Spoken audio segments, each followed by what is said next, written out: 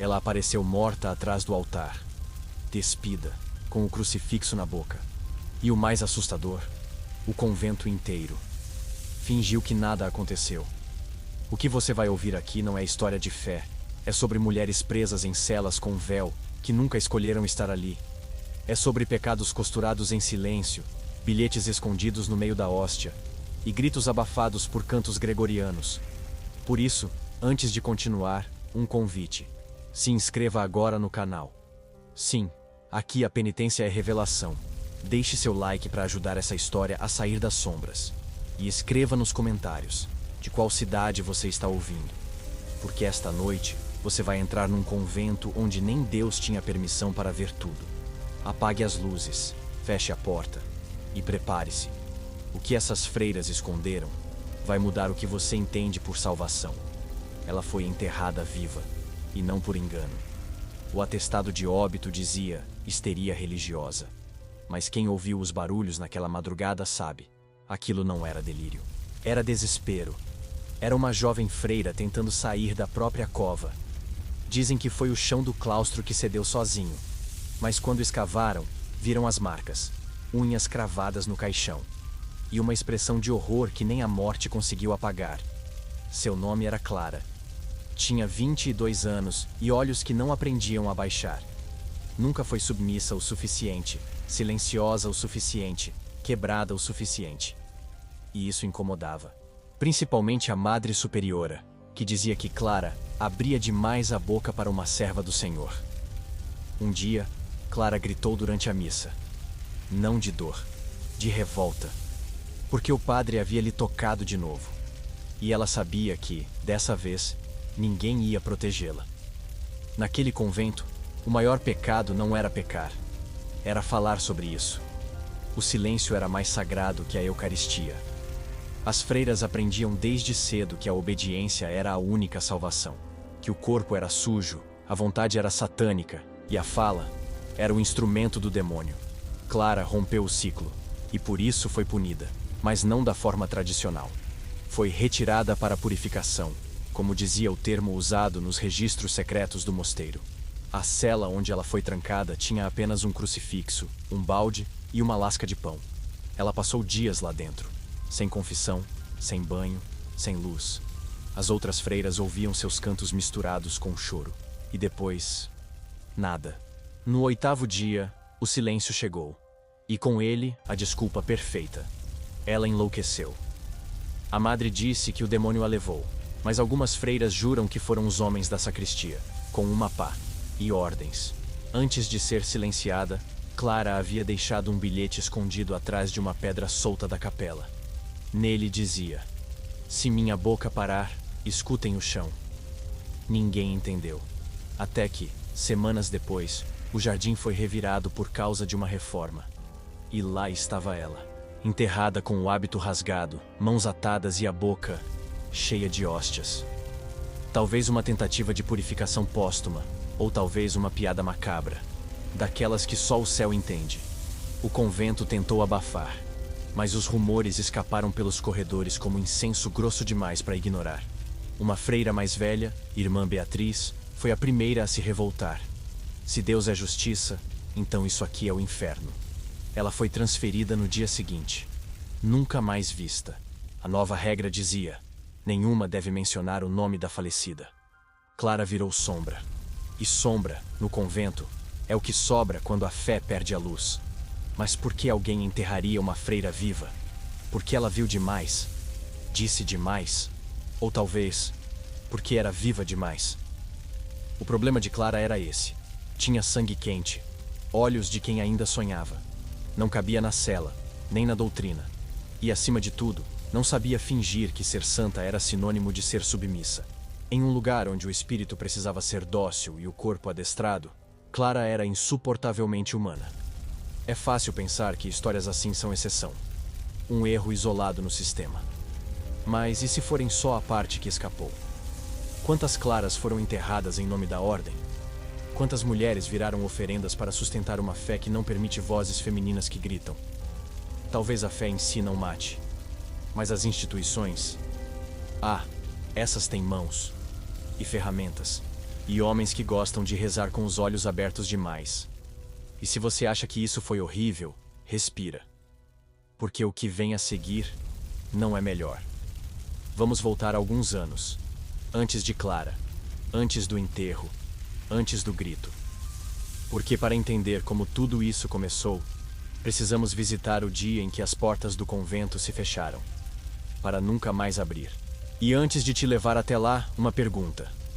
Você acha que alguém pode ser santa, mesmo sem nunca ter escolhido ser freira? Se sim, escreva nos comentários. Clara merecia o céu. Ou se preferir, escreva só. Eu escuto o chão. Ela trancou a porta por dentro e jogou a chave no fogo. Não por desespero, por obediência. Era o ritual. Uma freira em clausura perpétua selava a cela com as próprias mãos. Nunca mais sairia. Nunca mais veria o mundo. Na teoria, era um ato de amor divino. Na prática, um suicídio social com certificado da igreja. Naquela tarde, irmã Lucia ajoelhou diante da madre, beijou o chão e desapareceu da história. Literalmente. A cela dela tinha 2 metros de largura por 3 de profundidade. Uma janelinha minúscula dava para o corredor, onde outra freira deixava comida fria 2 vezes ao dia. Ela não podia sair nem para a missa. A comunhão era passada por uma abertura na parede. E a confissão? Através de um buraco no reboco, como se Deus atendesse no drive-thru. O motivo da clausura perpétua? Voto de pureza radical. Mas as más línguas diziam que ela estava grávida. E que o bebê nunca nasceu. Ou nunca foi registrado, o que é quase a mesma coisa. Clausura não era castigo oficial, era promoção espiritual. Uma espécie de prêmio para as que subiam de nível na hierarquia da dor. Quanto mais você sofria, mais perto de Deus estava. Era como um jogo com regras insanas, onde vencer significava anular qualquer traço de humanidade. Lucia entrou por devoção, ficou por medo, e nunca mais saiu, nem morta. Seu túmulo foi escavado direto na parede da cela, porque o corpo dela já era parte do edifício. Durante séculos, milhares de mulheres viveram esse destino.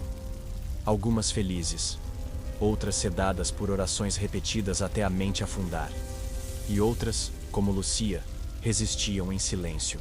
Ela escrevia nas bordas da Bíblia com uma agulha e o próprio sangue. Versículos invertidos, perguntas sem resposta. E se Deus for mulher? E se Jesus não quisesse que ninguém se apagasse por ele? Certo dia, as marcas sumiram. Alguém raspou o papel. Clausura era vendida como proteção contra o mundo. Mas na verdade, era proteção contra a liberdade. O mundo era pecado. O homem era tentação. A mulher, uma bomba relógio. Trancar freiras era mais seguro do que ensinar teologia a elas. Era mais fácil silenciar do que argumentar. E menos arriscado para o status quo do que admitir que algumas delas sabiam mais que os próprios bispos. Lucia dominava latim, grego e lógica. E isso, para muitos ali, era o verdadeiro escândalo. Quando uma mulher escolhe o silêncio, pode ser santidade. Mas quando é forçada ao silêncio, é apagamento. A clausura fingia ser escolha, mas a maioria nunca teve outra opção. Filhas bastardas, órfãs, meninas com dote recusado. Era o depósito das que não serviam para o mercado matrimonial. Um convento era como o Google Drive da Idade Média. Guardava tudo que a sociedade queria esquecer. Com a vantagem de que ali nada vazava. Só que às vezes, queimava. Lucia queimava por dentro. Algumas noites, gemia rezas que viravam lamentos. As freiras mais jovens tinham medo de passar pelo corredor dela. Diziam que seus olhos brilhavam no escuro. Mas talvez fosse só a esperança tentando sobreviver. Esperança é teimosa. Mesmo trancada, ela late. Mas naquele lugar, até o som de esperança era pecado. E pecadoras, a gente sabe, não ganhavam segunda chance. O dia mais cruel da clausura não era o primeiro, era o 100º. Era quando a fé já não acalmava, mas também não deixava desistir.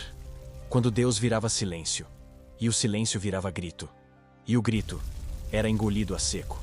Lucia sobreviveu 11 anos. Dizem que no fim, parou de falar, de comer, de existir.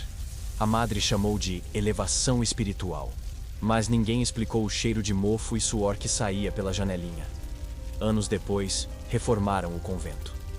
Ao derrubarem a parede da cela de Lucia, encontraram marcas, desenhos, palavras e uma frase: Deus não me ouve, mas eu continuo escrevendo. Era o testamento de uma mente que se recusou a ser domada. A cela virou depósito. As novatas nem sabiam quem viveu ali, mas algumas diziam que, às vezes, ouviam papel sendo rasgado atrás da parede. Lucia não morreu de fome, nem de fé. Morreu de excesso de lucidez em um lugar que só aceitava ignorância obediente. E assim como Clara, virou ruído. Ruído no corredor. Ruído nos sonhos. Ruído nos cantos de quem ainda lembra. E onde há ruído, há memória. E a memória é o que a história mais teme. Vamos ver agora o que acontece quando essa memória se mistura com desejo. Ela sangrou entre as roseiras. E ninguém viu. Ou fingiu não ver. Na manhã seguinte, o jardim estava mais vermelho que o normal. Diziam que era o adubo, ou a bênção da primavera. Mas quem cuidava das flores sabia. Aquilo não era milagre. Era culpa. Era carne. Era medo. A freira que caiu no jardim naquela madrugada jamais voltou para a capela. O jardim do convento era o único lugar onde as freiras podiam respirar sem medo de punição, cercado por muros altos, sem janelas visíveis, sem vigilância aparente. Ali, entre hortênsias e manjericão, elas sussurravam verdades, segredos que a clausura não apagava. Nomes de amantes, cartas escondidas, toques proibidos, e entre todas as plantas, havia uma que era cultivada com obsessão. A rosa, vermelha, densa, espinhenta. Uma metáfora viva daquelas mulheres. Beleza que sangra. Perfume que disfarça o desespero. Na prática, o jardim era um confessionário a céu aberto. Só que, ao invés de padres, as confissões eram feitas à terra. Freiras enterravam coisas ali. Pequenas caixas, páginas rasgadas da Bíblia, até roupas manchadas. Mas o que mais se escondia sob a terra era culpa. E às vezes, vida. Houve casos de abortos silenciosos, de crianças que nunca choraram, e de mães que aprenderam a sorrir de véu, mesmo com o útero vazio. A igreja nunca reconheceu esses casos, mas registros secretos mostram que, a cada década, pelo menos 2 noviças desapareciam por razões espirituais. Uma delas era a irmã Teresa. Jovem, risonha, inteligente. Desapareceu após 3 encontros noturnos com o padre confessor. Disseram que ela fugiu, mas o jardim ganhou uma nova roseira na semana seguinte, e ninguém mais falou seu nome. Só o vento parecia pronunciar Teresa nas tardes de outono. O perfume das rosas era forte o bastante para esconder o cheiro do sangue. As freiras aprendiam a identificar plantas abortivas. Sabiam misturar folhas em chás que limpavam a alma e o ventre. Essas receitas eram passadas de geração em geração, de mulher para mulher, de dor para dor. Não estavam nos livros, mas estavam na memória das mãos e nos olhos de quem sabia calar com sabedoria. O jardim também era lugar de resistência. Ali se desenhavam rostos com carvão na pedra, rostos de mulheres que foram apagadas dos registros. Ali se costuravam panos com frases proibidas. Eu ainda sou, ele mentiu, isso não é fé. Era uma espécie de santuário pagão dentro da fortaleza cristã. Um lembrete de que, mesmo sob opressão, a natureza insiste. A flor nasce, o corpo sente, a mente pensa, e nem todos os espinhos do mundo conseguem impedir isso. Certa vez, uma visitante disse que o jardim tinha alma. Ela não sabia o quanto estava certa. Ali, cada folha era testemunha, cada flor, uma cicatriz, e cada vento, uma lembrança soprada pelas que já se foram. A natureza é boa de memória, mais do que os arquivos da abadia, mais do que os livros dos monges. O jardim era o único lugar onde as freiras se sentiam inteiras, mesmo feridas, mesmo em silêncio. Elas sorriam ali, tropeçavam, respiravam fundo, às vezes choravam, e em raros momentos riam, não por felicidade, mas por vingança. Porque rir onde esperavam que você só rezasse já era um milagre. A rosa, nesse contexto, virou símbolo de ambiguidade, beleza e dor, amor e repressão. Elas a ofereciam em funerais secretos. E quando uma freira morria misteriosamente, uma rosa era deixada em sua cela, não como homenagem, mas como aviso. Ela viveu, ela amou, e por isso, ela sumiu. O perfume era o último sinal de presença. Ninguém mais plantava rosas fora dali. Era como se só naquele solo elas pudessem florescer com tanto veneno e desejo. Algumas irmãs diziam que era porque o jardim era regado com lágrimas. Outras diziam que era sangue mesmo. Mas todas concordavam em uma coisa: a rosa só nasce se houver segredo enterrado. E naquele convento, o que não faltava era segredo. Principalmente os que não podiam ser confessados. Você pode chamar de superstição, coincidência ou poesia trágica. Mas até hoje, dizem que, se você pisar no antigo jardim do mosteiro descalço, sente o chão pulsar. Como se as raízes ainda estivessem vivas. Como se os gritos de Clara, Lucia e Teresa estivessem ali embaixo, nutrindo cada flor, sustentando cada cor, alimentando cada espinho. E é por isso que no próximo passo a gente vai descer para o lugar onde os segredos não foram enterrados com flores, mas emparedados com ossos. Ela foi queimada viva, e não por bruxaria, mas por escrever. Seu nome era Ana de Toledo, copista do convento, responsável por reproduzir os salmos com caligrafia perfeita. Só que um dia, ela decidiu fazer diferente. Não copiou, criou. Escreveu uma versão da Bíblia onde Eva não era culpada, onde Maria gritava, onde os anjos tinham seios e Deus era uma mulher com olhos tristes. Na manhã seguinte, o mosteiro inteiro entrou em colapso. O manuscrito foi descoberto por um padre jovem, recém-transferido, que mal sabia esconder o pavor. Ele entregou à madre. A madre chamou o bispo chamou o fogo. Não houve julgamento, nem confissão. Apenas a sentença. Rerege. E a promessa de que o conteúdo jamais sairia daqueles muros. Mas o que Ana escreveu já estava nos olhos das outras freiras. E olhos, como papel, também guardam palavras. O que mais incomodava não era a ousadia de inventar versículos, mas a lucidez com que ela descrevia a dor de ser mulher numa igreja feita para homens. Ela questionava a liturgia, ironizava os dogmas, e o mais grave, usava humor. Comparava Adão a uma criança mimada e o pecado original a um erro de tradução. A parte preferida das outras irmãs? Quando ela escrevia, o demônio nunca precisou seduzir. Só assistir em silêncio o que os homens fazem em nome de Deus. Os escritos de Ana foram lidos em segredo por semanas. Passavam de cela em cela, enrolados em panos, escondidos entre os colchões de palha. E cada freira que lia, sentia algo estranho. Raiva e alívio. Raiva por tudo que haviam suportado sem nunca questionar. Alívio por saber que não estavam loucas. Só aprisionadas demais para pensar. Ela falava da clausura como prisão afetiva, do hábito como armadura, e da fé como bisturi. Quando descobriram o rastro da circulação, não houve piedade. Ana foi arrastada para o claustro central, amarrada a uma estaca improvisada. Não a queimaram ali, claro, seria escândalo demais. Mas a isolaram, sem alimento, até que morresse por rejeição à penitência. No último bilhete que deixou, rabiscado com carvão na parede, dizia: "Se Deus for amor, talvez ele entenda. E se não for, que me castigue. Mas que não use vocês como carrascos." A partir daquele dia, copiar passou a ser vigiado. As freiras copistas foram substituídas por monges. A biblioteca interna foi trancada com chave dupla. E uma nova regra foi imposta. Nenhuma palavra deve ser criada sem aprovação. O verbo virou ameaça. A escrita, um risco. E o pensamento, um crime.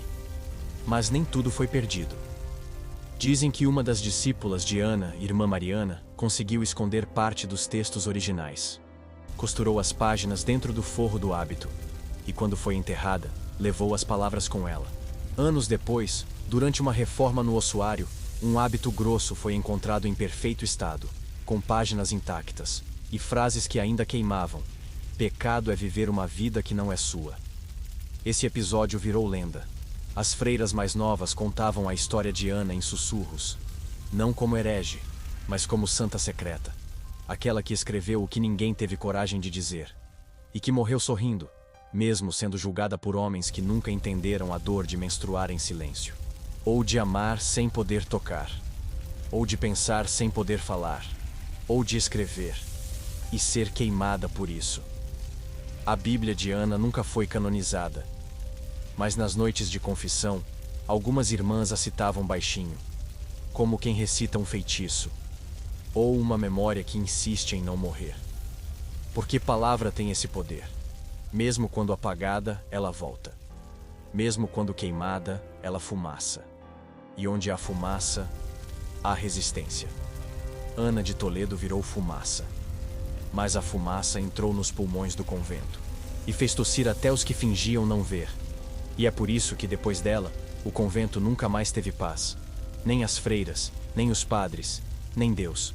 Porque uma vez que se conhece a verdade, não dá mais para rezar do mesmo jeito. E agora, vamos conhecer aquelas que ousaram amar entre celas e usaram o coração como heresia.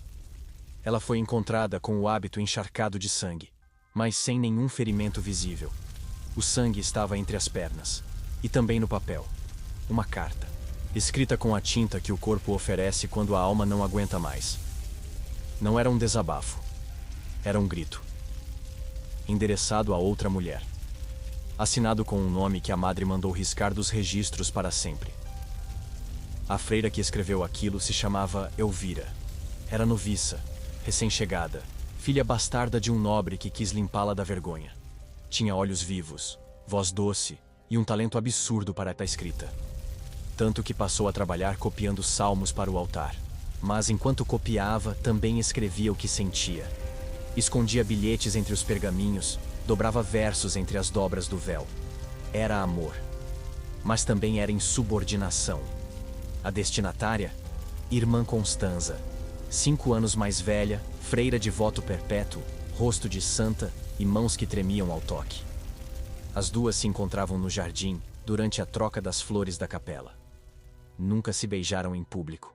Mas os olhos, esses cometeram pecado demais. E as cartas, esses foram os verdadeiros beijos, tão intensos que queimavam o papel antes de serem lidos até o fim. Uma das cartas caiu no chão da capela. O vento soprou, o destino brincou, e a madre encontrou. Chamou Constanza para conversar. Ela negou, chorou, foi trancada. Depois, foi levada a um confessionário onde apenas o padre tinha acesso. Voltou muda, e com a fé dobrada no meio. Elvira foi punida de outra forma, trancada por 7 dias, sem papel, sem luz. Quando saiu, não falava mais com ninguém, mas continuava escrevendo, com tinta feita de carvão e urina, com penas arrancadas dos colchões, com sangue, quando o corpo se revoltava contra o ciclo. Escrevia nas paredes, nas costas das outras, em tudo que pudesse guardar dor. Um dia, invadiram sua cela, rasgaram tudo, queimaram tudo, menos uma carta, que ela havia costurado dentro do próprio hábito, como um órgão novo. Era uma declaração, simples, brutal, real. Se amar mulher é pecado, que Deus me tire agora, ou me aceite inteira, como Ele mesmo me fez. Naquela noite, Elvira sangrou mais do que deveria. Dizem que foi castigo, outros dizem que foi aborto, mas Constanza dizia que foi renúncia. Renúncia à obediência, à fé cega, ao sistema. Elvira morreu nos braços da única pessoa que a amou.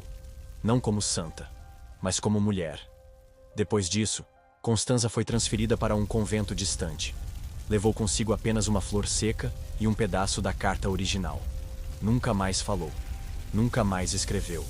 Mas passou a cuidar das noviças com um cuidado que beirava a obsessão. Como se cada uma fosse Elvira renascida. Como se o amor, mesmo proibido, pudesse ser repetido em silêncio. E assim, ela viveu. Até morrer com os olhos abertos. As cartas foram quase todas destruídas. Mas uma cópia sobreviveu, escondida dentro de um missal falso. Hoje, está trancada em um cofre da igreja, classificada como material sensível. Não por blasfêmia, mas por verdade demais. Porque amor entre mulheres revela o que os homens mais temem, que o divino possa existir sem eles, e que o céu não precise ser masculino. No fim, o papel foi o único altar sincero. As palavras foram as únicas orações honestas. E o sangue, como sempre, foi a assinatura da dor. As paredes do convento ainda carregam ecos desses bilhetes. Quem chega perto diz sentir arrepios. Outros dizem que é invenção. Mas ninguém consegue ficar indiferente. Porque onde há amor enterrado, o chão nunca esquece. E agora que você leu essas cartas comigo, vamos conhecer quem tentou apagar tudo isso. Com sal, com fogo e com um exorcismo. Ela gritava todas as noites. Não gritava em latim, nem em línguas bíblicas. Gritava nomes. Um deles era Padre Lorenzo. E foi aí que decidiram que ela estava possuída. Porque o único demônio que ninguém queria exorcizar usava batina e falava manso. Irmã Magdalena era jovem demais para carregar tanta dor e lúcida demais para fingir que nada acontecia. A cela dela se tornava um campo de guerra toda vez que a porta se fechava e o padre entrava para as confissões prolongadas. E naquela noite, quando ela gritou, ninguém quis escutar de verdade. A madre disse que era histeria, uma condição que acometia mulheres com imaginação demais e fé de menos. A receita? Jejum, oração e, claro, exorcismo. Trouxeram um frei de outra região, especialista em libertar almas contaminadas. Ele trouxe uma cruz de madeira, 2 baldes de água benta e uma equipe de acólitos que sabiam amarrar mulheres melhor do que rezar. Magdalena foi arrastada até a sala de oração, despida até a camisola, presa pelas mãos e pés. Rezaram durante horas, enquanto ela gritava que o demônio dormia com ela às quintas. Mas isso não foi anotado nos registros, porque o pecado maior era falar. O exorcismo durou 3 dias. No terceiro, Magdalena parou de falar, parou de olhar, parou de existir por dentro. Chamaram isso de cura. Ela voltou à cela como um corpo que respirava, mas já não reagia. As freiras mais próximas notaram que ela só piscava quando ouvia a palavra Lorenzo. Uma delas, Irmã Pilar, tentou denunciar. Escreveu uma carta para a diocese, descrevendo os abusos e as falsas curas. Mas a carta nunca chegou. Foi interceptada, rasgada e queimada na sacristia por mãos que também seguravam o rosário. Padre Lorenzo foi transferido discretamente 2 meses depois, com recomendação positiva. Foi promovido para uma paróquia no interior, onde, segundo relatos, se dedicava muito às confissões de jovens. Magdalena? Continuou presa à cela. Por segurança, diziam. Para protegê-la dos próprios delírios. Mas o delírio verdadeiro era coletivo. A ideia de que o silêncio resolveria tudo. E de que Deus aprovaria qualquer tortura desde que fosse feita com água benta e uma cruz por perto. Durante os dias seguintes, Magdalena começou a desenhar símbolos nas paredes. Círculos, olhos, serpentes. As outras freiras diziam que ela estava realmente endemoniada. Mas uma noviça, que sabia grego, percebeu que aquilo não eram símbolos satânicos. Eram trechos de textos antigos, de filósofas pagãs. Magdalena estava tentando dizer o que não podia mais falar. Estava escrevendo sua própria libertação. Mas mesmo isso foi destruído quando a madre mandou pintar a cela de branco. A cor branca, aliás, era usada com obsessão. Branco para o chão, branco para os hábitos, branco para a pureza que ninguém tinha. Era a cor da mentira institucionalizada. Magdalena, cercada por esse branco sufocante, deixou de comer. Emagreceu tanto que seu hábito parecia um lençol pendurado. Foi diagnosticada com anorexia espiritual. Um termo inventado por monges que nunca entenderam o que era viver sem voz. Ela morreu numa manhã fria, em silêncio, com um desenho de serpente no dorso da mão. E com os olhos abertos, encarando o teto, como quem já tinha subido, mas não para o céu. O convento não fez missa para ela. Disseram que a alma estava em purificação, que não convinha honrar uma possível pecadora. O corpo foi enterrado no jardim, sem lápide.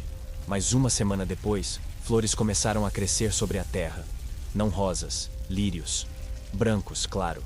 Como se o próprio solo ironizasse os homens que achavam que pureza se escreve com punição. E que a santidade é a ausência de carne. As freiras que conviveram com Magdalena contaram versões diferentes. Algumas diziam que ela era santa, outras que ela era louca. Mas nenhuma esqueceu o que ouviu durante o exorcismo. Os gritos, as palavras, a força com que ela pedia por justiça. E, principalmente, o nome que ela repetia entre dentes. Lorenzo. Lorenzo. Lorenzo. A igreja arquivou o caso. classificou como evento de sensibilidade espiritual elevada. Mas nos corredores do convento, ainda há marcas na parede da sala de exorcismo. Arranhões, trincas e algo escrito com unha no canto mais escondido.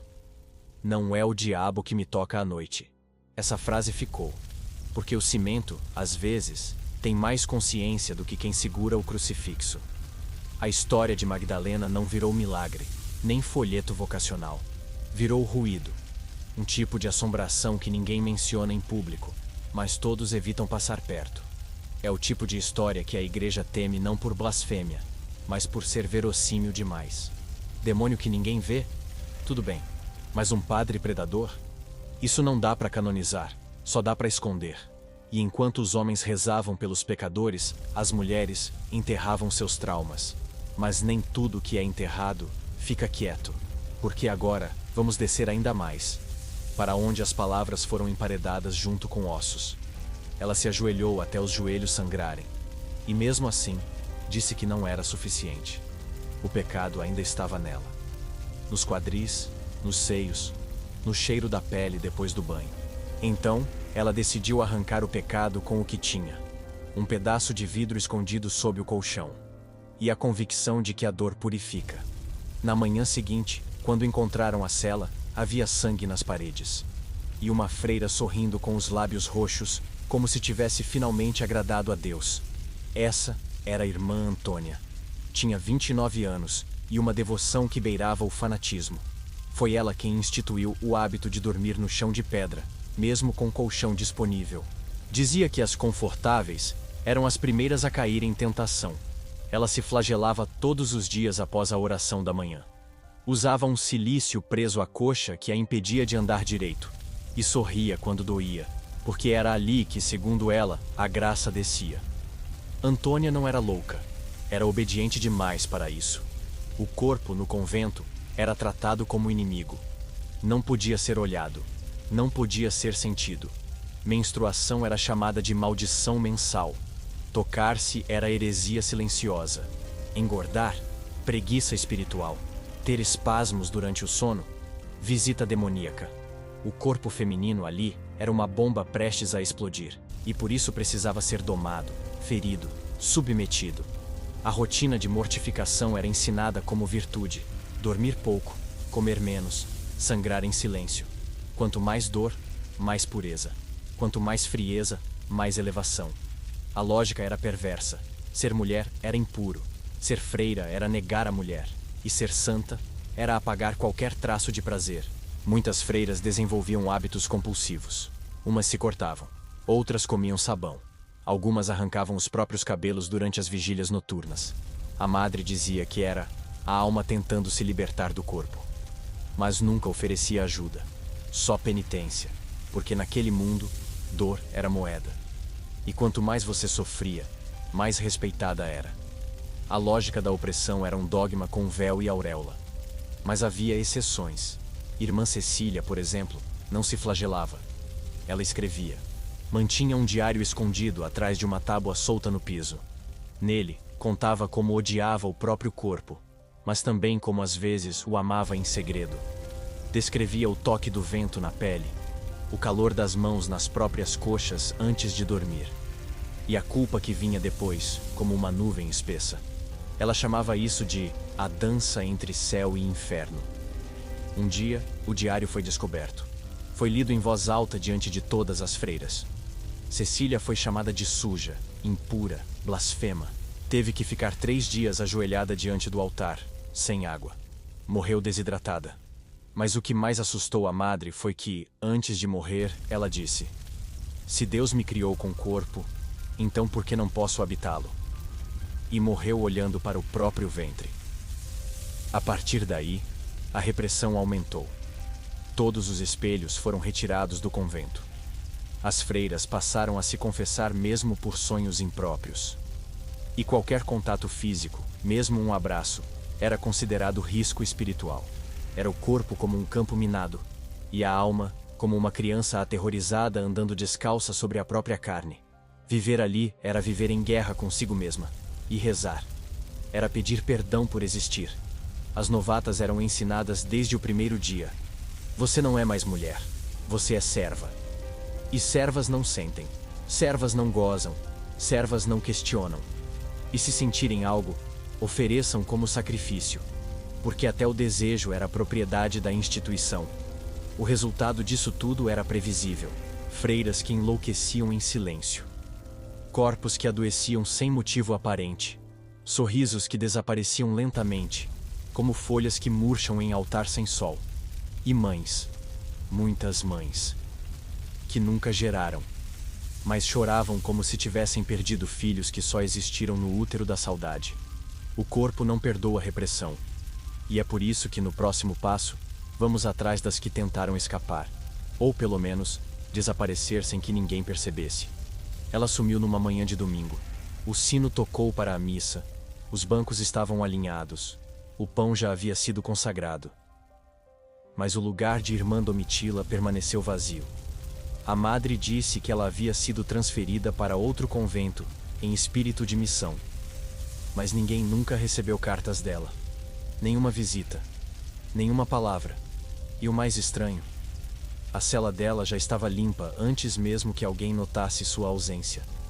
A cama feita, os livros retirados, o nome riscado do caderno de orações. Sumiu, como se nunca tivesse existido. Não foi a primeira. E não seria a última. Os desaparecimentos no convento eram discretos, quase elegantes. Sempre envolviam freiras curiosas demais, questionadoras demais, vivas demais. Diziam que eram enviadas para mosteiros distantes, às vezes para missões no exterior. Mas nenhuma voltava. Nenhuma escrevia. Nenhuma era mencionada novamente. Era como se o convento tivesse um buraco negro no centro, engolindo as que transbordavam. E o mais cruel: as demais eram instruídas a nunca fazer perguntas. Porque perguntar era se aproximar do mesmo destino. Uma vez, durante uma reforma na capela lateral, os pedreiros encontraram ossos embaixo do altar. O bispo mandou interromper as obras e silenciar o caso. Disse que eram relíquias de mártires, mas os ossos eram pequenos demais, finos demais, e havia um pedaço de rosário ainda preso entre as costelas. As freiras mais velhas se entreolharam e entenderam tudo sem dizer uma palavra. Algumas freiras tentaram fugir de verdade, pular os muros, escalar os telhados, misturar-se aos visitantes nas procissões. Irmã Luzia conseguiu sair pela cozinha. Foi vista pela última vez correndo descalça pela estrada de terra com o véu nas mãos. 2 dias depois, um corpo apareceu no rio. O rosto desfigurado, mas as mãos ainda seguravam um crucifixo. A madre disse que ela havia caído em tentação e se arrependido no último instante. Mas nenhuma lágrima foi derramada durante a missa. Só silêncio. A fuga não era apenas física. Algumas fugiam por dentro. Deixavam o olhar esvaziar. Deixavam a mente se afastar até virar casca. Ficavam sentadas, dia após dia, repetindo orações que já não significavam nada. Chamavam isso de santidade contemplativa. Mas era apagamento, puro, seco, irreversível. A morte em vida que o convento aceitava, porque não fazia barulho. Outras escreviam cartas que nunca seriam enviadas, endereçadas à mãe, ao irmão, à melhor amiga de infância. Falavam sobre saudade, sobre dor, sobre a sensação de ser esquecida viva. Essas cartas eram enterradas sob as tábuas das celas ou escondidas entre as páginas de salmos. Algumas sobreviveram. Hoje são provas. Provas de que aquelas mulheres não eram santas inatingíveis. Eram humanas que gritaram até serem silenciadas com poesia e pedra. Em um dos casos mais bizarros, irmã Apolônia foi acusada de planejar fuga, porque escondeu um mapa feito com carvão. Mas o tal mapa era, na verdade, um desenho do céu noturno visto da cela dela. Ela estava apenas marcando as noites em que sonhava em estar livre. A punição foi exemplar. 1 mês em silêncio absoluto, com jejuns intermitentes. A mente dela colapsou na 3ª semana.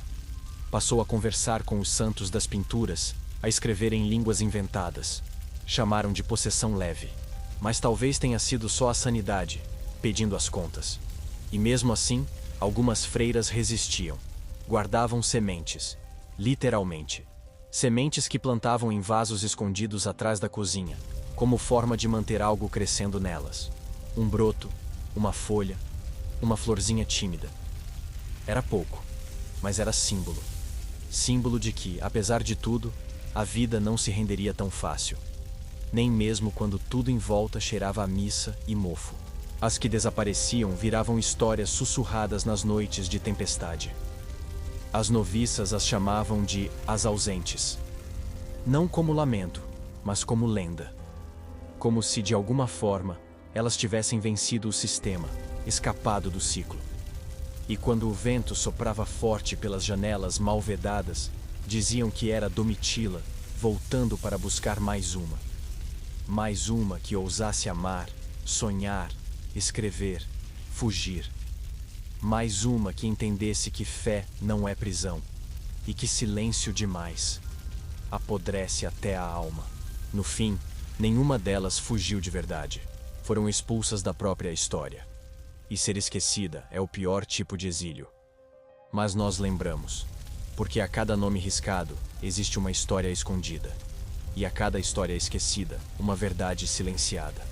Por isso, no próximo passo, vamos entrar onde nenhuma noviça entrava.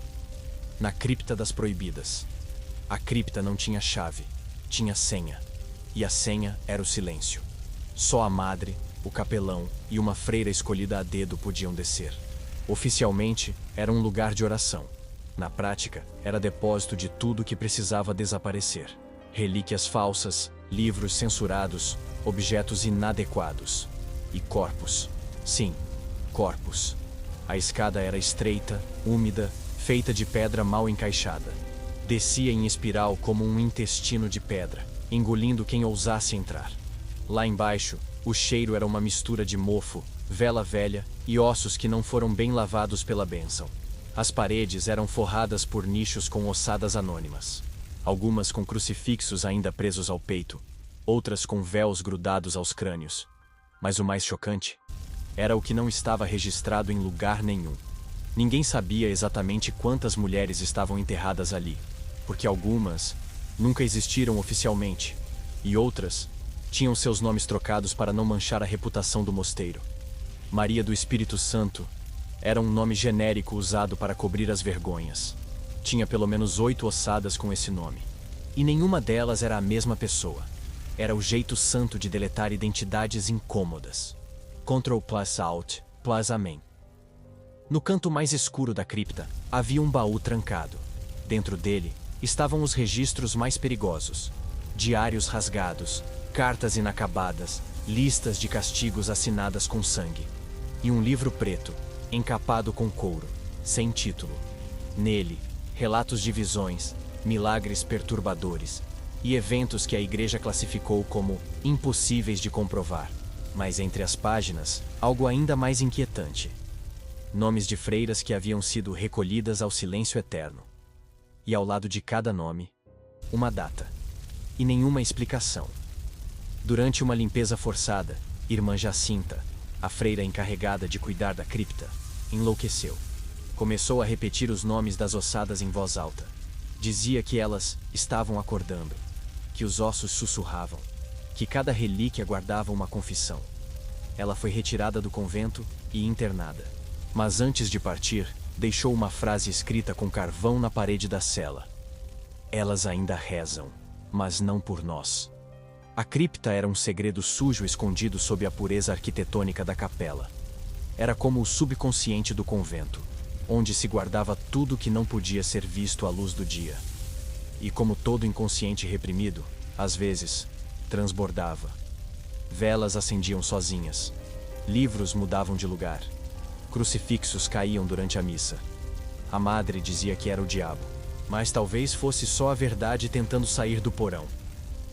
Durante uma visita oficial do bispo, a cripta foi temporariamente lacrada. Mas na manhã seguinte, a tranca estava quebrada por dentro. E uma das ossadas havia sido removida do nicho.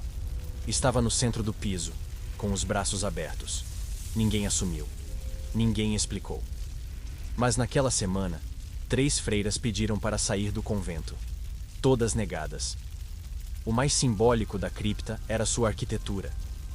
Ela não apontava para o céu. Era horizontal, baixa, apertada.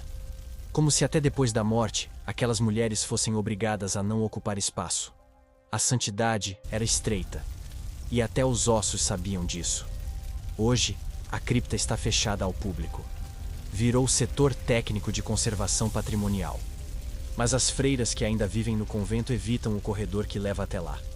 Dizem que é frio demais, mesmo no verão, e que às vezes o sino da capela toca sozinho, 3 vezes, bem no meio da madrugada. É sempre às 3, a hora da crucificação, ou talvez da vingança. A cripta guarda os corpos, mas as paredes do convento guardam as histórias. E algumas dessas histórias envolvem santas que rezavam demais para esconder o que faziam depois que o convento dormia. Ela era muda, e ainda assim sabia mais do que qualquer madre.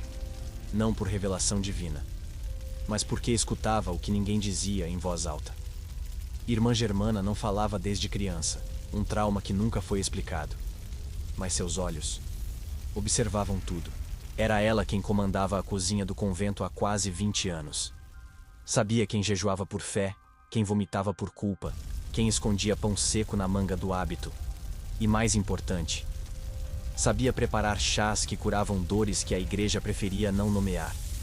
Ela era muda, sim, mas dentro daquele convento, sua comida falava. A cozinha era o coração silencioso do mosteiro. Ficava afastada, com janelas pequenas e uma lareira que nunca apagava. Ali não se rezava em voz alta, mas cada colher mexida, cada caldo fervido, era um tipo de ritual. As refeições eram servidas com precisão militar. Sopa nas quartas, pão duro nas cestas, silêncio em todas. Mas o que ninguém via era o que acontecia antes da comida chegar às mesas. Germana fazia ajustes invisíveis. Menos sal para as que choravam muito, mais hortelã para as que tremiam à noite. Quando uma freira sofria demais, Germana percebia. Não precisava que dissessem. Bastava ver o modo como ela segurava a tigela, como mexia no pão, como respirava entre as colheradas. Germana não julgava, ela apenas servia, mas entre ervas, raízes e especiarias escondidas, criava pequenas poções de alívio. Um chá para acalmar a mente, outro para interromper sangramentos indesejados, e um terceiro para esquecer por algumas horas. Algumas noites, Germana ficava até mais tarde. Dizia estar limpando, mas, na verdade, estava salvando. Muitas freiras batiam à porta da cozinha com os olhos inchados e a alma em frangalhos. E encontravam nela uma espécie de sacerdotisa muda, que ungia não com óleo, mas com caldo de galinha e sabedoria ancestral. Ninguém a questionava, talvez por medo. Ou talvez porque, secretamente, até a madre já tivesse sido salva por suas mãos um dia, ou ameaçada. Havia uma história que circulava entre as mais antigas, de que Germana uma vez envenenou um padre, um que gostava demais das confissões das noviças. Dizem que ele passou mal durante uma ceia, caiu duro no chão e foi enterrado às pressas. A versão oficial dizia indigestão, mas as freiras que viram Germana lavar a panela depois, juram que ela sorria. E pela primeira vez, um cheiro diferente invadiu o convento. Justiça. A comida, ali, era uma forma de dominação e libertação ao mesmo tempo. Jejuns eram impostos como penitência, mas também como castigo disfarçado de fé. As que comiam demais eram vigiadas. As que comiam de menos, também. E Germana navegava nesse campo minado com a calma de quem já viu demais para se assustar. Ela sabia onde esconder um bilhete em uma torta. Sabia como fazer um pão parecer estragado para evitar que uma freira com hemorragia fosse obrigada a jejuar. E às vezes, fazia o caldo salgado demais só para provocar raiva e impedir uma alma de quebrar. Numa madrugada chuvosa, uma noviça tentou suicídio após uma punição. Foi Germana quem a encontrou. Não gritou. Não correu. Apenas a arrastou para a cozinha, colocou um pano quente na testa dela e fez um chá de mel, absinto e alho. Enquanto a noviça delirava de febre, Germana a embalava nos braços como uma mãe silenciosa. No dia seguinte, a madre achou que havia sido milagre. Mas milagres, naquele lugar, tinham cheiro de cebola frita. A cozinha também era arquivo. Entre potes e panelas, Germana escondia fragmentos de cartas, páginas de diários, objetos que seriam confiscados. Fez de um velho forno abandonado um cofre onde guardava a memória viva do convento. Era a única que sabia quem realmente morreu de causas naturais e quem foi naturalmente removida. E cada colher de comida que saía de lá era um recado cifrado, uma memória temperada, uma confissão mastigável e, às vezes, um segredo fatal. As noviças tinham medo e admiração. Achavam que Germana via o futuro. Mas o que ela via era o passado, e entendia os padrões. Sabia que toda freira nova tinha 3 fases: fé cega, dúvida desesperada, obediência morta. E tentava retardar a última com sopas que pareciam simples, mas eram feitas com intenção. Porque onde não havia mais voz, ela colocava vontade. Onde não havia mais coragem, ela servia calor. A madre nunca ousou tirá-la da cozinha. Mesmo sem voz, Germana era uma figura de poder, um tipo de santo profano cultuado nos bastidores.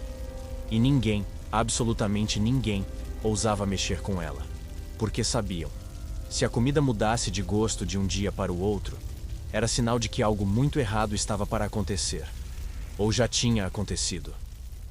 Ela morreu sentada, com uma colher na mão. Sozinha, como viveu.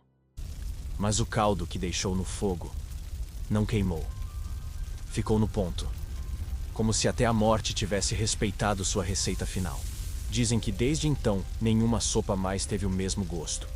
E que até hoje, nas noites muito frias, o cheiro dela ainda sobe pela chaminé. Cheiro de alho, saudade. E coisas que não se dizem em voz alta.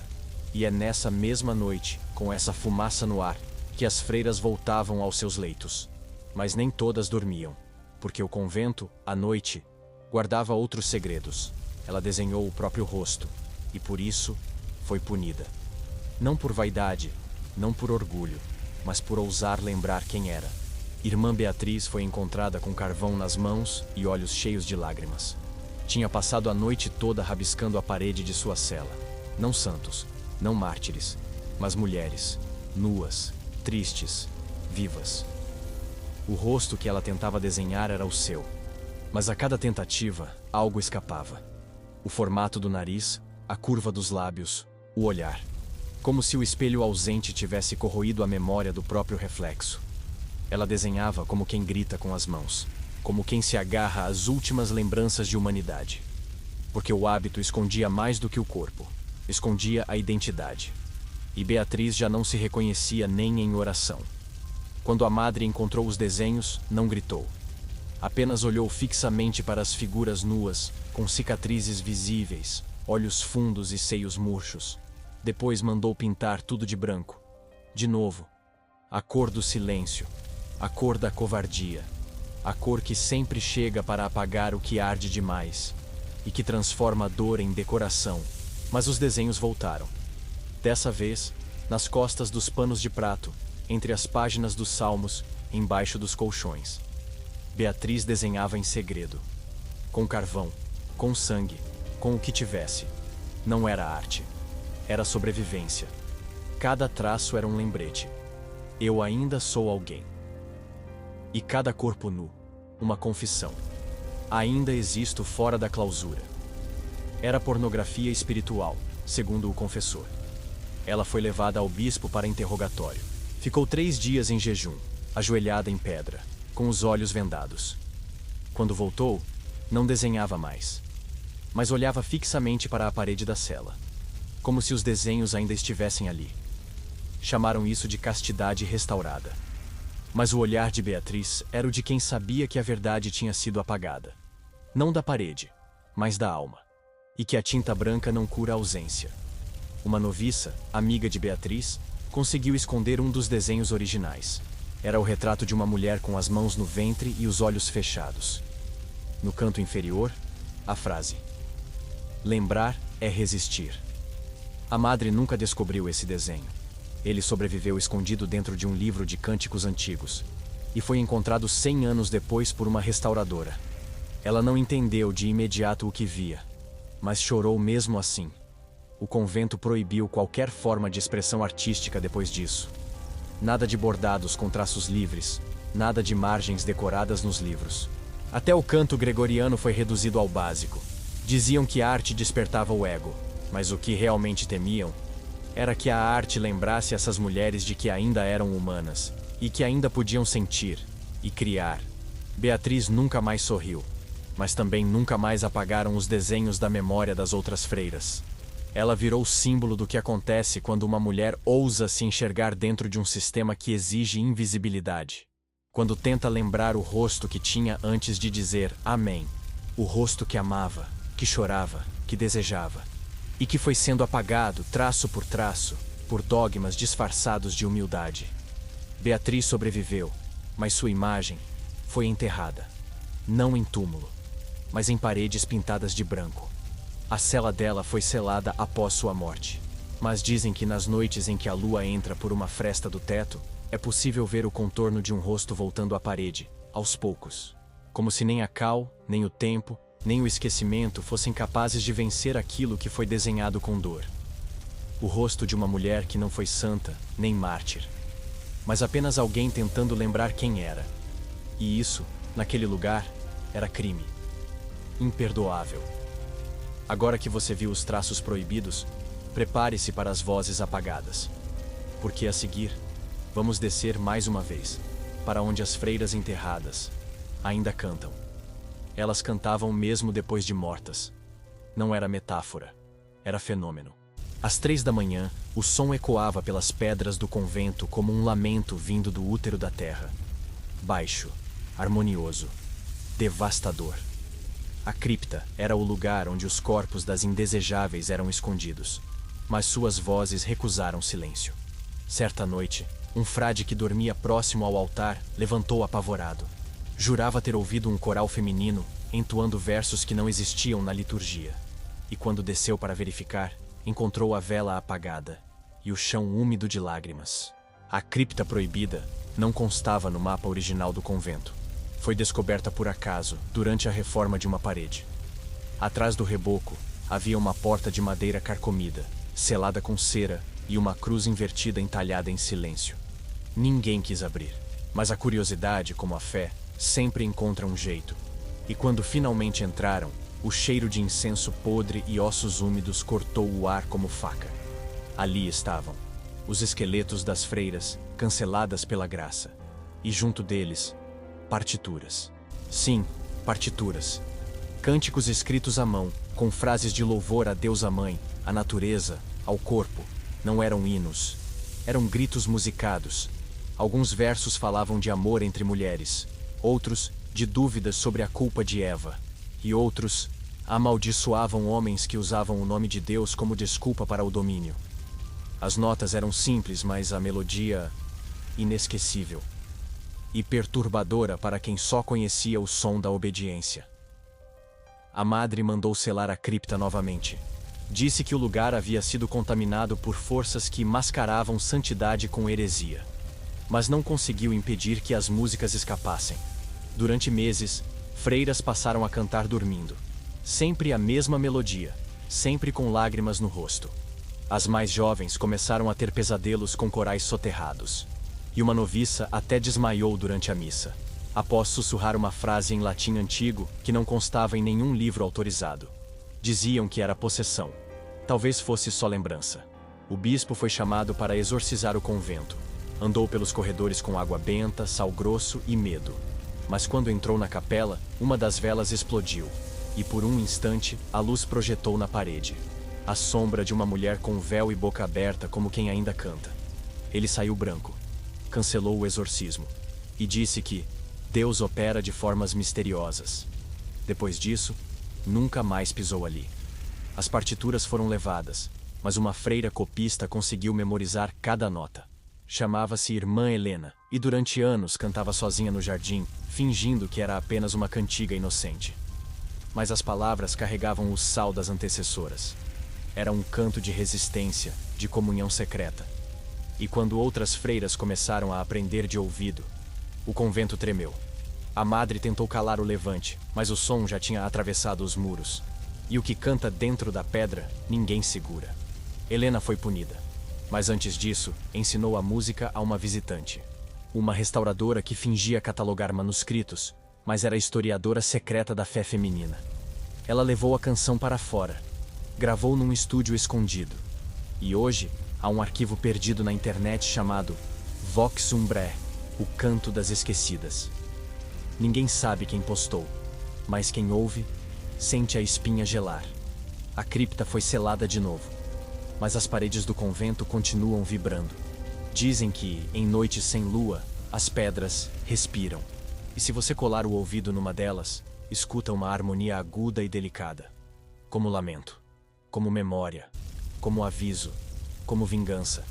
Essas vozes não pedem ajuda, elas exigem lembrança, porque foram enterradas com os corpos, mas renascem sempre que uma mulher questiona, canta ou resiste.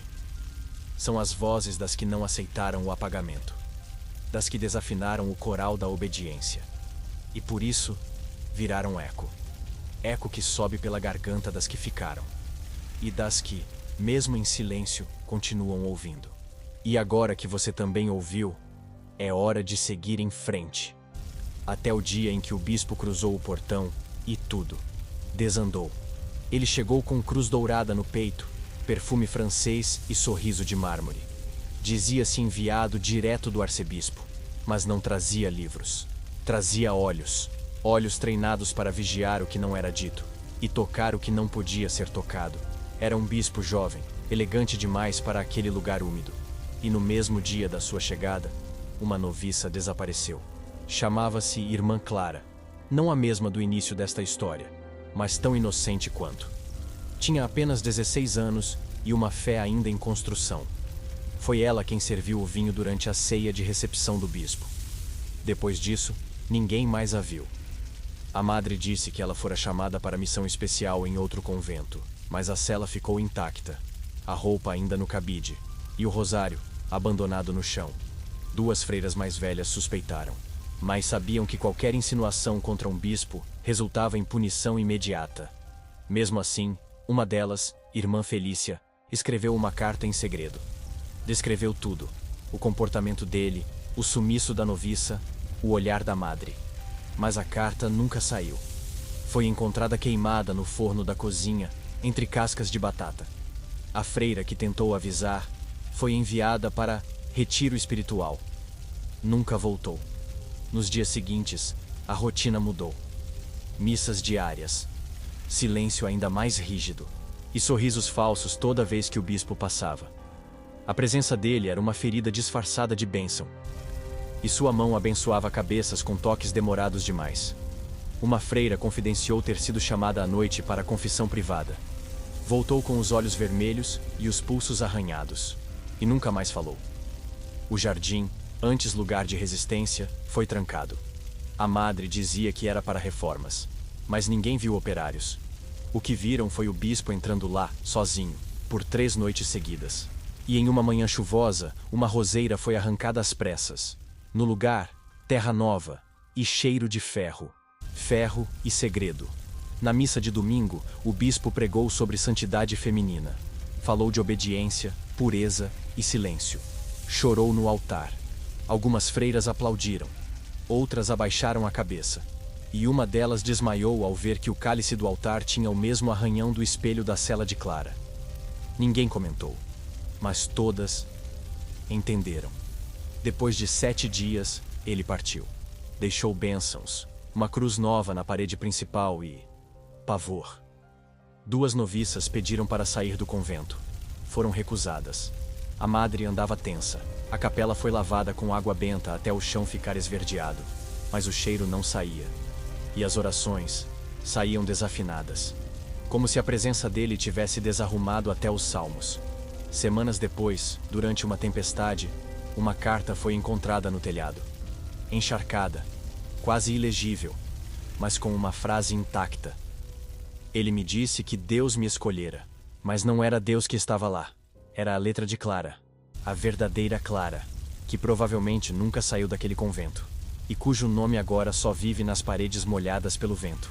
O bispo seguiu carreira, foi promovido, ordenou padres, virou nome de escola católica.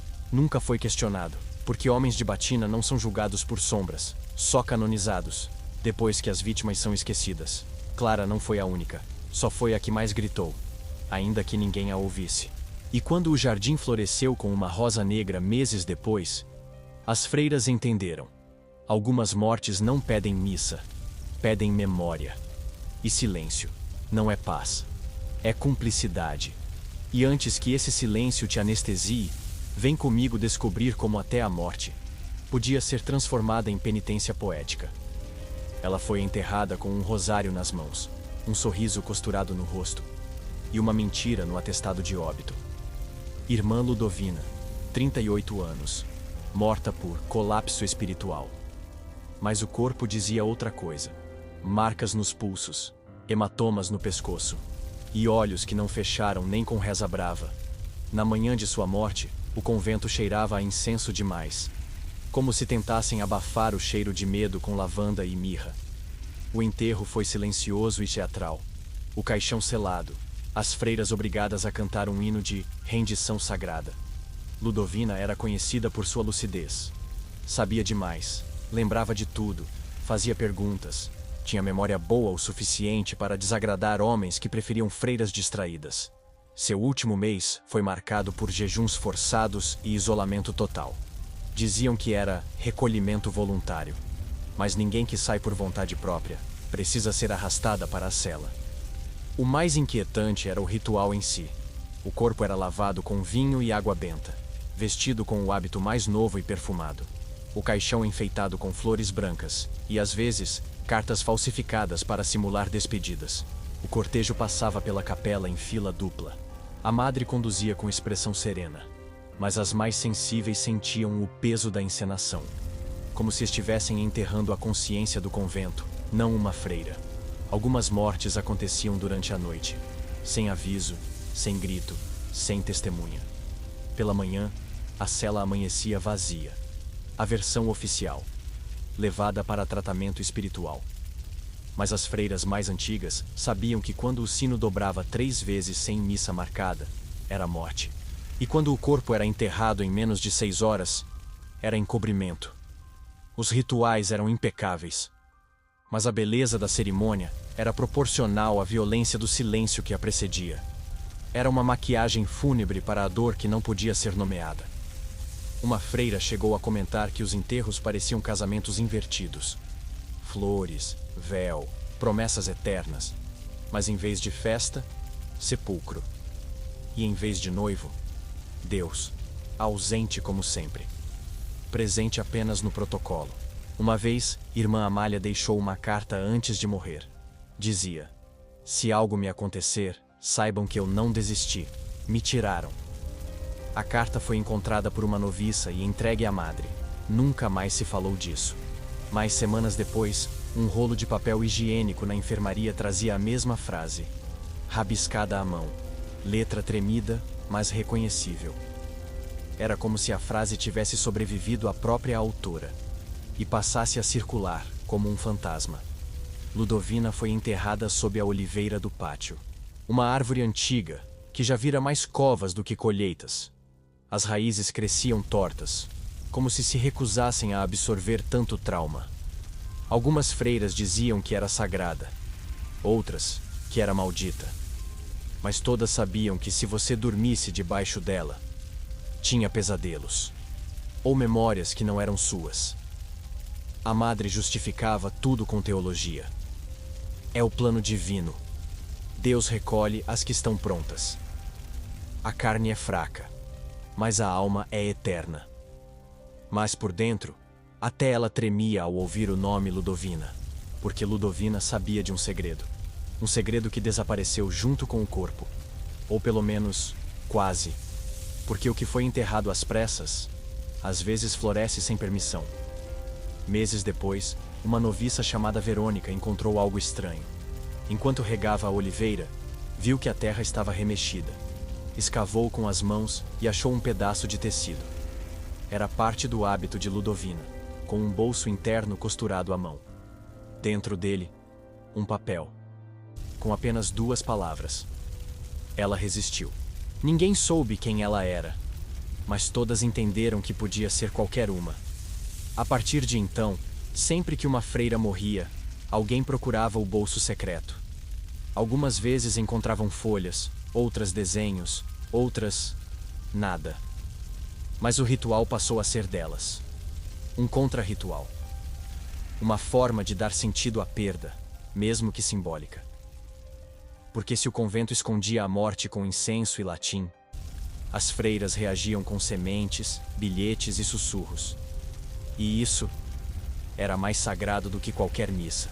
Agora que você já viu como a morte podia ser enfeitada, é hora de entrar onde o pecado era bordado à mão, e onde cada ponto costurava um grito. Ela foi flagrada bordando a palavra liberdade dentro da barra do véu. E isso, no convento, era um pecado maior que luxúria. A freira em questão chamava-se Irmã Domênica, e sua agulha era mais afiada que as palavras da madre.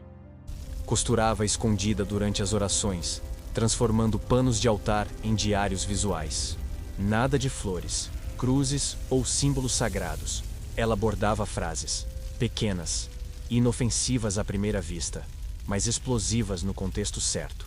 Eu ainda existo. Não esqueça quem você era. O corpo também reza. O bordado sempre foi considerado uma atividade virtuosa no mosteiro. Uma forma de manter as mãos ocupadas e os pensamentos sob controle. Mas para Domênica, cada ponto era um ato de lembrança. Ela dizia em voz baixa: "Se não posso falar, eu costuro." E costurava. Nas toalhas, nos lençóis, nas mangas dos hábitos, palavras escondidas em dobras, frases viradas para dentro, mensagens que só quem precisava saberia onde procurar. A primeira vez que a madre encontrou um bordado suspeito, desconfiou, mas não conseguiu decifrar o que via. Um traço quase invisível no forro de uma túnica. Então ignorou. Até que um dia, durante a missa, o padre cobriu o cálice com um pano bordado. Nele, em fio escarlate, lia-se: "Isso não é sangue, é silêncio." A cerimônia parou por um instante, mas ninguém comentou. Porque comentar era admitir que tinha entendido. Foi o estopim. A madre ordenou revista geral nos objetos de tecido do convento. E o que encontraram foi um arsenal de poesia clandestina. Lençóis com datas escondidas, como se fossem registros de algo esquecido. Frases bordadas sob o brasão da ordem. "Você ainda sonha?" Um pano de prato com a lista de nomes de freiras desaparecidas. E até um escapulário com um coração bordado, partido ao meio. Domênica foi levada para interrogatório. Ela não negou, nem pediu perdão. Apenas olhou para a madre e disse: "Vocês bordam crucifixos, eu bordei minha dor." Foi enviada para isolamento, mas antes deixou uma agulha cravada no altar. Um gesto simbólico, como quem diz: "A fé que costura também pode furar." E furou. Outras freiras continuaram o trabalho. Adotaram a técnica do ponto reverso. Bordavam de forma que só podia ser lida contra a luz. Passaram a criar uma rede de comunicação em panos de uso cotidiano. A cozinha recebia ordens camufladas em panos de prato. As noviças aprendiam a decifrar frases como quem aprende a rezar. Era o novo alfabeto da rebelião, feito com linha, medo e memória, e nenhuma permissão. Certa vez, um visitante viu um pano de altar com o bordado: "O céu não precisa de grades." E achou bonito. Tirou foto. Postou na internet como arte sacra. Recebeu elogios. Mal sabia ele que aquela frase havia custado lágrimas, punição e isolamento. Mas Domênica teria sorrido. Porque mesmo involuntário, aquele post era a libertação de um grito. Hoje, em museus, alguns desses bordados sobrevivem, classificados como expressões devocionais anônimas do século XIX. Mas não são anônimos. São de Domênica, de Inês, de Luzia, de tantas outras.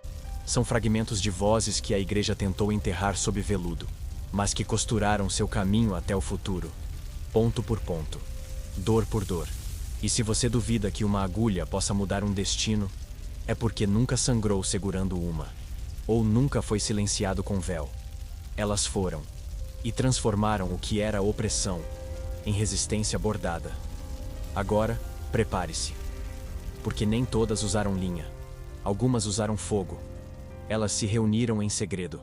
7 freiras, todas com mais de 60 anos, todas com os olhos cheios de histórias e as mãos calejadas de silêncio. Era uma noite fria, sem missa, sem visitas, sem confissões, A madre dormia, o convento em paz, ou anestesiado.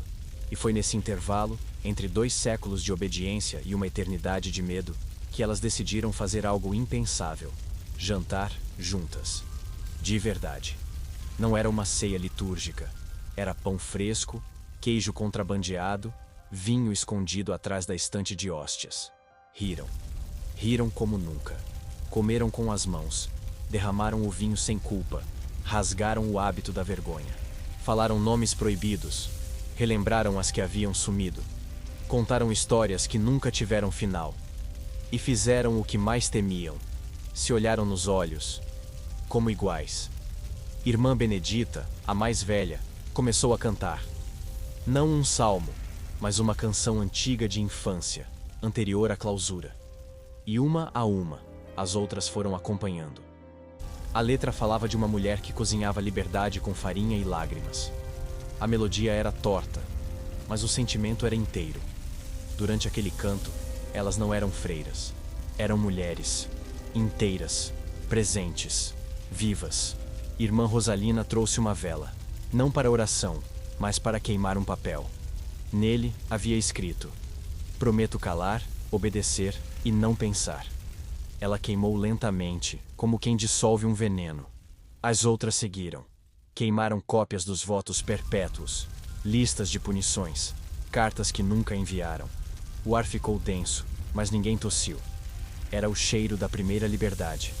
Durante a ceia, uma delas confessou ter amado outra freira. Outra disse que nunca acreditou em Deus, mas amava o silêncio. Outra contou que tinha um filho fora do convento, entregue à adoção forçada. Ninguém julgou. Nenhuma fez o sinal da cruz. Apenas escutaram, com a reverência que nunca receberam da igreja. E com a compaixão que o altar sempre negou. Quando a vela quase se apagava, Benedita levantou um brinde. Ergueu o copo e disse: a nós, as sobreviventes. Todas ergueram, mas nenhuma disse amém. Porque naquela noite, a fé era outra. Era fé em si mesmas, em sua história. E no fato de que ainda estavam ali, respirando. Na manhã seguinte, as 7 foram chamadas à sala da madre. Ninguém sabe quem contou. Mas algo naquela cozinha devia ter falado mais do que elas queriam. A madre gritou, acusou. Disse que estavam brincando com o sagrado. Mas nenhuma respondeu. Apenas sorriram. Um sorriso calmo, velho, firme. De quem já havia perdido tudo, menos a si mesma. As punições foram simbólicas. 3 dias sem refeições quentes. Jejum litúrgico forçado. Revisão dos votos. Mas nada disso importava. Porque depois daquela noite, elas nunca mais rezaram da mesma forma. Nem viveram com o mesmo medo. Nem aceitaram calar, sem lembrar do gosto do pão e do riso. Irmã Benedita morreu 2 meses depois. Durante o enterro, nenhuma freira chorou. Mas na cela dela, encontraram um bilhete costurado no travesseiro. Fui santa no silêncio, mas mulher no riso. E prefiro o riso. As outras 6 guardaram o papel como relíquia. E continuaram jantando juntas, discretamente, uma vez por mês. Chamavam de ceia da memória. E serviam vinho com gosto de liberdade. Se Deus viu? Talvez. Mas se ficou ofendido, nunca mandou sinal. Porque naquela noite, ninguém pecou. Apenas respirou. E isso, naquele convento, já era milagre o suficiente. Agora, prepare-se para ver o que acontece quando o último milagre é arrancado à força. Ela foi levada à força do refeitório. A colher ainda estava na mão, a sopa pela metade.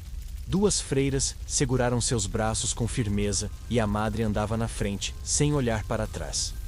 Irmã Letícia tinha apenas 21 anos e havia participado da última ceia das silenciosas. Não disse uma palavra, nem chorou, mas carregava nos olhos um brilho perigoso, o brilho de quem já saboreou a liberdade e não esqueceu o gosto. A punição seria diferente desta vez, porque a madre decidiu que aquela semente precisava morrer antes que brotasse. Letícia foi trancada na cela mais afastada do convento. Aquela sem janela, sem cama, sem cruz. Recebia água 1 vez por dia e pão velho a cada 2. Durante o isolamento, escrevia com o dedo no chão poeirento. Frases que sumiam em minutos, mas ficavam gravadas na mente. Eu ainda sou. Isso aqui não é fé. Se Deus me vê, por que não fala? A cada frase apagada, uma nova surgia, como uma oração invertida, feita com terra em vez de papel. Na segunda semana, Letícia parou de comer. Na terceira, começou a falar sozinha, ou com alguém que só ela ouvia. Na quarta, cantava. Cantava as músicas da ceia, os cânticos proibidos, os versos enterrados. A madre surtou. Chamou um exorcista, mas quando ele entrou na cela, saiu pálido. Disse que ela carregava uma presença que não era demoníaca, mas muito mais velha. Durante o processo, o convento inteiro mudou. O jardim murchou. As velas tremiam sem vento. O sino badalava fora de hora. E as novatas começaram a sonhar com freiras sorrindo entre sombras. A madre tentou silenciar os cantos noturnos, mas eles vinham mesmo quando ninguém abria a boca. Era como se a rebelião tivesse virado o ar. No último dia de vida de Letícia, choveu dentro da capela. Literalmente. Gotas caíam do teto sem rachadura. O altar ficou encharcado. O vinho virou água. E o crucifixo caiu sozinho. A madre quis interpretar como sinal de provação. Mas as mais antigas souberam. Era um aviso. Letícia morreu de pé, encostada na parede, com os braços cruzados, olhos abertos. Não havia ferimentos, mas o corpo todo exalava cheiro de lavanda e ferro, o mesmo perfume usado nos rituais de purificação. A cela estava limpa, mas no canto, um pequeno desenho de carvão. 7 mulheres em círculo, e ao centro, uma vela acesa. Mesmo sem fogo, o corpo foi cremado às pressas. A madre disse que era para evitar idolatria indevida, mas as cinzas voaram até o jardim. E dias depois, flores começaram a brotar, de forma inexplicável, em lugares onde nada crescia há décadas. Lírios, rosas, até margaridas, todas brancas, mas com miolos vermelhos. A madre surtou, ordenou que arrancassem tudo, mas as flores voltavam, toda vez, como se as raízes tivessem memória, como se a terra finalmente estivesse devolvendo o que lhe tomaram. E naquele jardim, o milagre era o que não podia ser silenciado, nem enterrado. A partir de então, toda noviça que entrava no convento era avisada. Se ouvir uma música que não vem de nenhum lugar, reze. Mas algumas ouviam e sorriam. Outras cantavam junto, porque o legado de Letícia não era grito, era semente. E sementes, mesmo esmagadas, sabem o caminho da luz, mesmo dentro da pedra. O último milagre não brilhou no altar, brilhou no barro. Não flutuou sobre o povo, cresceu sob os pés das que rezavam de olhos abertos. E se a madre não conseguiu arrancá-lo, é porque fé verdadeira não nasce com dogma, nasce com dor e sobrevive com coragem. E agora que você ouviu tudo isso, está pronto para descobrir o que o convento realmente escondeu, quando o último sussurro foi apagado. Hoje, o convento é museu. Bilhetes são vendidos na portaria.